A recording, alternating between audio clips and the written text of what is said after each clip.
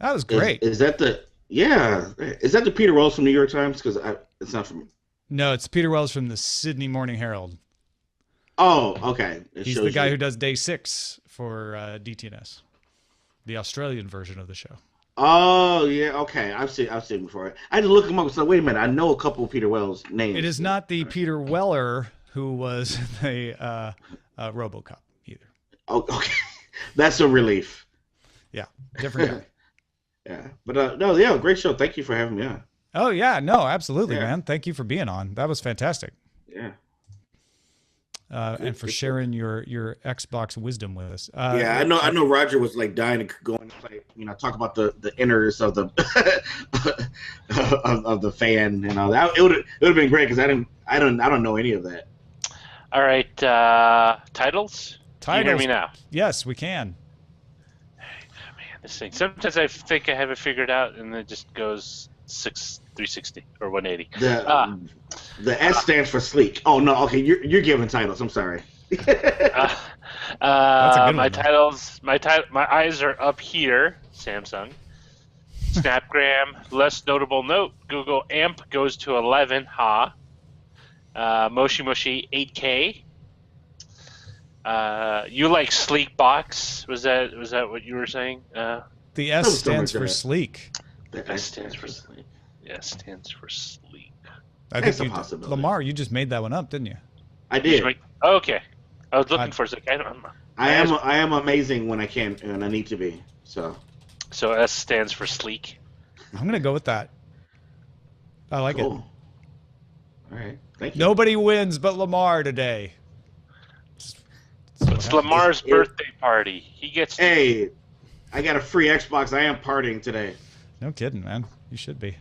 Yeah, I mean the thing, and I told my Xbox contact, they knew that, like the day it got announced, I was there at the show, and then right on my phone I went right to Amazon and pre-ordered. They saw it. It's like I think we'll take care of you, but I was like I'm pre-ordering anyway because I don't depend on them. And yeah, they surprised me. So good stuff. And I'll be donating my Xbox One to a family that uh, Is I want it. Xbox One-less? they have a older machine, so it's like be a good Good for thing. you. Yeah, I did that with my PS3. When I got the PS4, I sent the PS3 to my brother.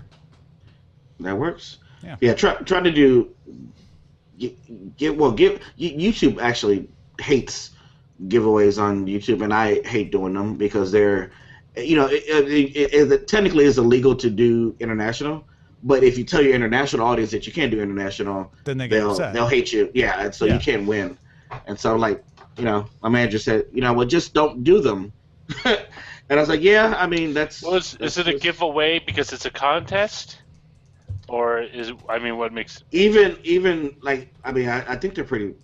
I don't know what the specific rules on it, but any kind of giveaway. Any Yeah, giveaway of a particularly valuable nature requires a set of rules.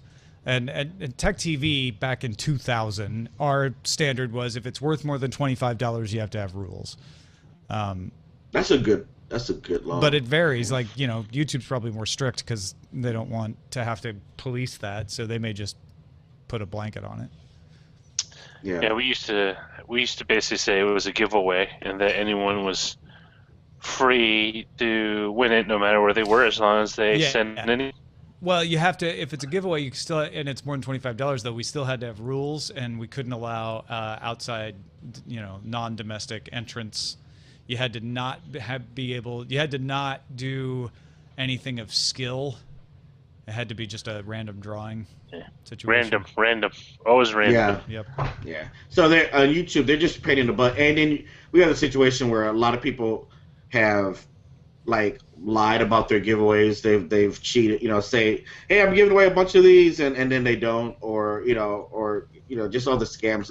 So it's just a kind of a culture of mistrust with those. Anyways, I just rather not be part of that No, I hear at you. all. Yeah. I give away good tidings in every video. That's the giveaway. I gave away. I'm doing a short series, and I didn't have a new episode last week, so I already broke my first rule of regularity. But it's called "What Is That?" where I just hold something up on my YouTube channel. I saw that. No, I like that. And I gave away an ebook because that's easy. Oh yeah, that's digital. That's fine. Yeah, it's digital. I can give it very easily with just a link. I've done gift cards occasionally to people who are in other countries, especially if they want something. At the time when I was doing giveaways and I want something and I couldn't ship it to them for whatever reason, I just say, "Here, I'll give you the Amazon value." But it's still a pain in the butt. I rather it is. Well, the logistics of all that. I remember the prize closet at Tech TV, Roger. I had to keep a closet full of prizes we would give away, and then you'd have to remember to ship them and get somebody to put them in boxes and send them out, and then keep track of whether you send them out or not. Oh yeah, it was always the interns. Wow. I don't think Roger remembers the closet. The closet? The prize closet. Oh, you weren't listening, were you? He wasn't listening. Sorry, I was reading this email. You're like, how? Yeah. Oh, yeah. The closet. Yeah. Closet. Yeah, we came out of the closet a long time ago. No, we were talking about giveaways and prize closets and stuff. Are you talking about you're just talking in general, but not talking about the one. I was talking about the Tech TV prize closet and how much of a mess it was. Well, so there was a generic one, but there was also like Call for Help had a show specific one. We had our own closet, which was under my desk. Right. Well, right, because and it was funny you'd have to go find Robin Huseveld if you wanted to get anything out of the Tech TV one. So you needed to have your own for the shows because it wasn't always convenient. We Screensavers and Call for Help because of the shows we're able to basically manage our own prize giveaways on the show because we did a daily one. We had the little wall, and all those prizes were by my feet. And you did the fridge magnet thing, and that was the fridge. The fridge magnet thing was screens, wasn't it? Yeah. Yeah, but we would send people the fridge magnet too. That was. Oh yeah. We give them. There's a lot of. I want a fridge magnet. There's probably still some left somewhere. Yeah, I have one. I think somewhere. Oh man. We had a boatload of things that we didn't give away at the end when G4 moved everyone down, and I just called all the vendors it's like I'm gonna return this stuff because we can give it away. I knew a couple of people wanted them, but it's like nah, it's not cool. Well, I remember Intel did a deal where they wanted us to give away their net cams. This was when Intel started to do hardware briefly. Oh, I remember doing net like cams. little sound effects things and digital net cams and stuff. Yeah. And then they stopped, and we weren't allowed to give away the Intel net cams because there was a different sponsor. So there were all these net cams just taking up space in the closet, and I was allowed to take them and use them at my wedding. So we used those instead of the disposable cameras on all the tables. You had an Intel sponsored wedding, but you didn't get paid by Intel. Yeah, Intel didn't pay us anything for it. Wow. We had some pretty good deals going in terms of like partnerships with product giveaways and stuff. And it's always random. I mean, random in so much to where I would, on the game board. It was interesting. It was fun. And the thing is, most of them were pretty inexpensive. They would be like, hey, you want like 90% of the prizes were Call Help T-shirts. T-shirt, you win a T-shirt. Like the grand prize would be like, oh, you win a Sound Blaster USB sound card. Woo, you're a winner. Here's your $60 prize. Give us your address. Wait, tell me USB sound cards didn't really exist. Yeah, they still do. What are you talking about? I'm using one right now. Are you okay? Wow. My stuff was always internal. I didn't. USB sound cards were the outgrow. I mean, they've always existed for professional recorders because they want. Oh. Okay. Originally, they were FireWire. USBs didn't come around until later, until USB 2.0. But it was just easier for. I mean, if you're a recording artist or a music producer, you don't want to climb over your equipment and take out your box that you have your digital audio workstation on and plug in a new card and all that. So it was just here, especially for people with laptops. You don't have PCI. No, that makes sense. And the reason I'm using one is that the computer I'm on only has mini jack in and out, and I don't like that. It causes interference problems. So I have a little Behringer USB sound card that allows me to go RCA in and out to my mixer. Okay. I retract. I mean, they're actually really handy, and especially if you're an audiophile, you can get some really, not custom, but you can get some pricier models that are designed specifically for headphone use. They're basically high-end DACs with, super awesome Japanese, high capacitors that don't leak after 10 years, and they're like little like if you pack like a bunch of playing card decks together about that size, but they work really well. And it's just you take it out of an environment where it's really noisy to one where I think traveling is the digital signal, which won't be corrupted anyway. So it's good for some people. I mean, like, for the most part, the whole reason of having an internal separate sound card really doesn't exist anymore, other than, people having a legacy card. Because nothing in Windows is audio isn't accelerated anymore, right? Like, you don't get hardware accelerated sound. Because Windows, you can use third-party drivers for that, but Windows doesn't support it ever since Vista. They dropped that to increase the stability of Windows by dropping it out of the kernel. And this, ladies and gentlemen, is how you wake up Roger. You mentioned sound card.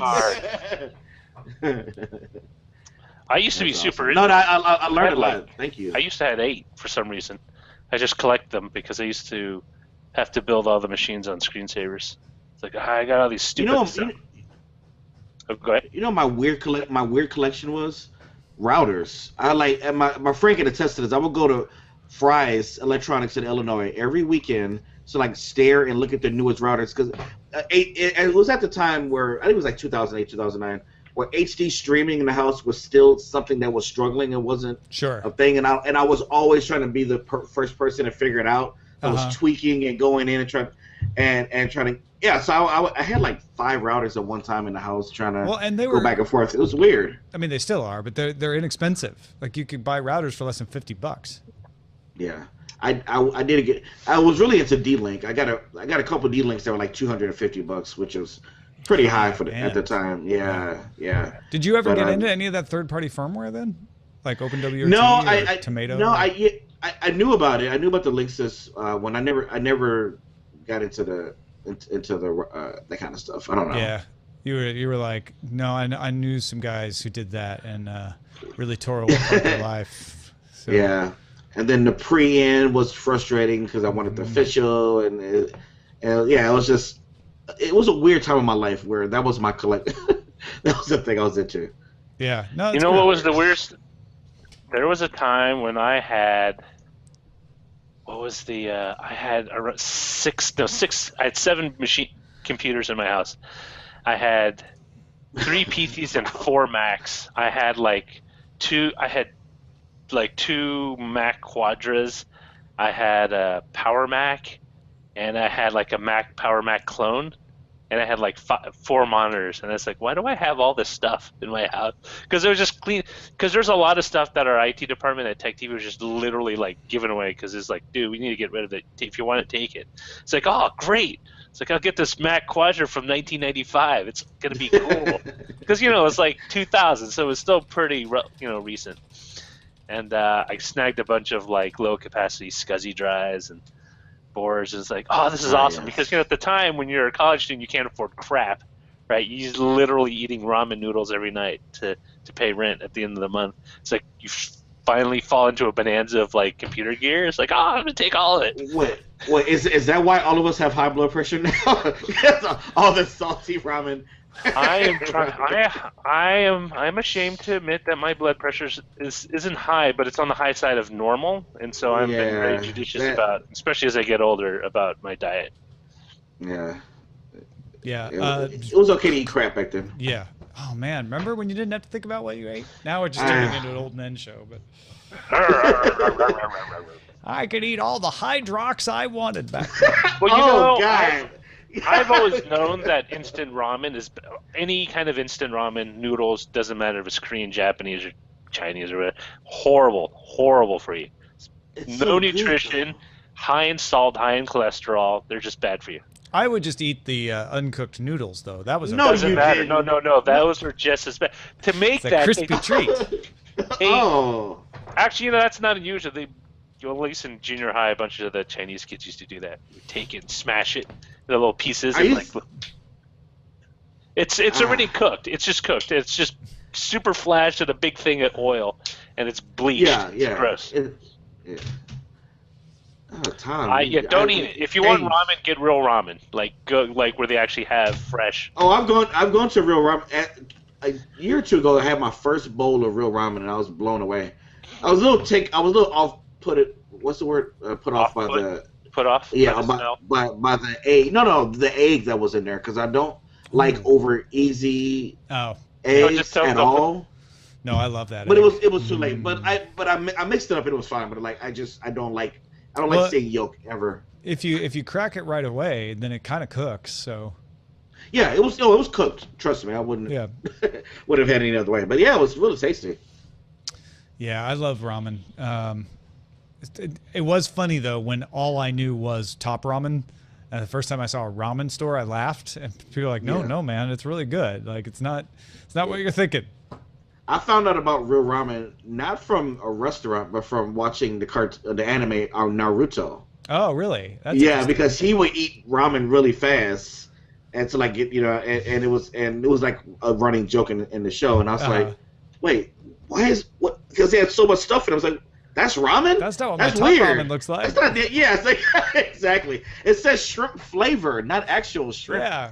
Well, that was I remember the first time I bought Top Ramen, and I was like, wait, there's no shrimp in here. I've been fooled. No, there's shrimp. It's just the Really? dried essence that they grind out. Brine shrimp, maybe. Yeah. No. I mean, Have you ever for had, 10 cents a package. Have you ever had shrimp chips? Oh yeah. Those are great. It's basically I they love take the shrimp prawns, chips. they prawns, and they process it. And They grind them them into up. powder. I know. Dust it on everything. They're so good. Crappy So good. Asian not fast food, junk food. Junk food. Yeah. And it's so bad for you. It's so bad for you.